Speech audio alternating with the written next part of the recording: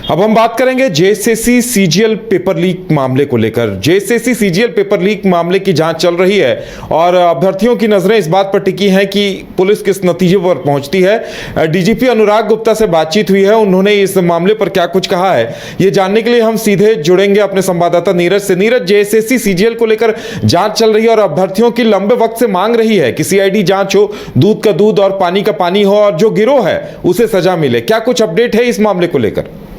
देखिए, बिल्कुल पिछले वर्ष 21 और 22 सितंबर को राज्य भर में जो जेएसएससी सीजीएल की परीक्षा ली गई थी, जिसके लिए इंटरनेट बंद करना पड़ा था, और उसके बाद ये बातें निकलकर सामने आई थी कि पेपर लीक हुआ है और कई तरह की बातें जो है उसके बाद जो है देखने को मिला था। और ये मामला जो है झारखंड हाईकोर्ट पहुंचा था और झारखंड हाईकोर्ट ने रिजल्ट प्रकाशन पे रोक लगा दिया था। उस दौरान जो है राज्य सरकार की ओर से कहा गया था कि मामले में सीआईडी जांच जो है वो जारी है। अभी भी जो मामला है वो हाईकोर्ट में है और ऐसे में एक जो डीजीपी है अनुराग गुप्ता, उनका एक बड़ा बयान जो है वो आज सामने आता है। उन्होंने कहा है कि इस तरह की कोई स्पष्ट जानकारी जो है उन तक नहीं मिली है, नहीं पहुंची है कि इस मामले में जो है पेपर लीक हुआ है। किसी तरह की कोई व्यक्ति जो है ये तथ्य लेकर सामने नहीं आया है कि वो साबित कर पाए कि मामले में पेपर लीक हुआ, यानी कि जेएसएससी सीजीएल का पेपर लीक हुआ। उन्होंने जो बहुत सारी जो बातें कही है उसमें ये कहा है कि कोई तथ्य नहीं मिला है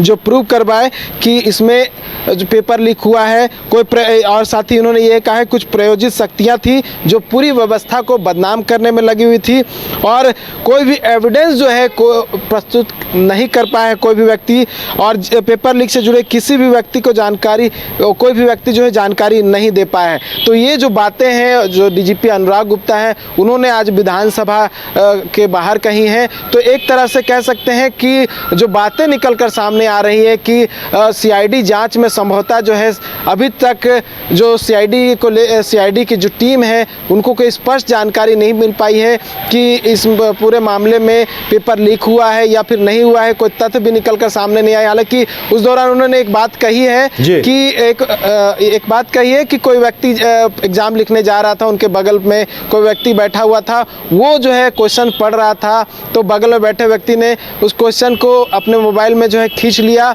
हालांकि उस समय जो है उन्होंने उस व्यक्ति का तस्वीर नहीं खींचा। तो इस तरह की बातें जो है वो कहते हुए नजर आए और वो कह रहे थे कि ये पूरी तरह से प्रायोजित था और सरकार को बदनाम करने की कोशिश, पूरी व्यवस्था को बदनाम करने की कोशिश की गई थी और अभी तक कोई तथ्य निकलकर जो है सामने नहीं आए हैं। और उनका कहना है कि अभी तक जो जांच हुई है उससे ये लगता है कि नीरज, कहा जा सकता है कि ये डीजीपी का जो बयान है ये तो एक बार फिर अभ्यर्थियों को भड़काने वाला काम करेगा, क्योंकि जिस तरह से वो बता रहे हैं वो कहीं ना कहीं पेपर लीक के मामले को ही दरकिनार या फिर उसे क्लीन चिट देते हुए नजर आ रहे हैं।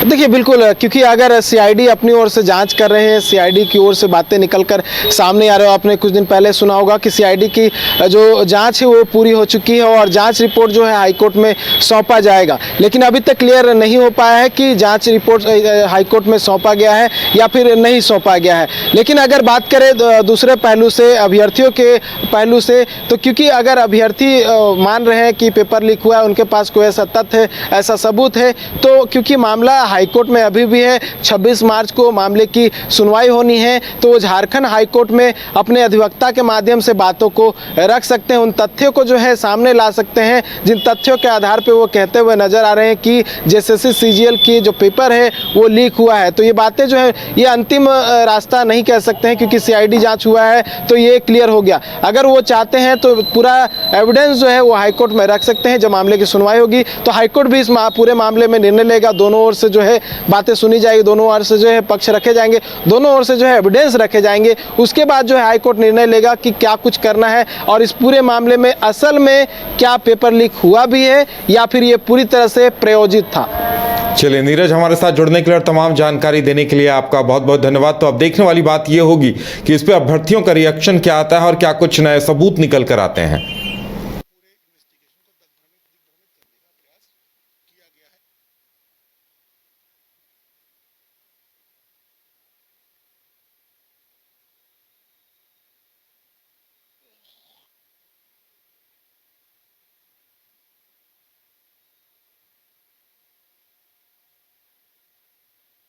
की फोटो दे करके पूरे व्यवस्था को, पूरे इन्वेस्टिगेशन किया गया है।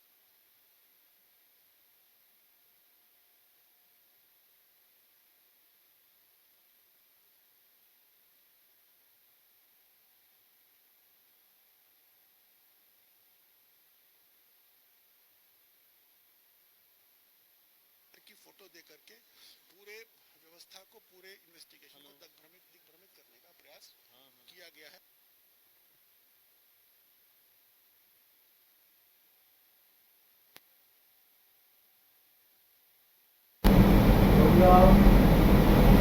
आपने जिस व्यक्ति को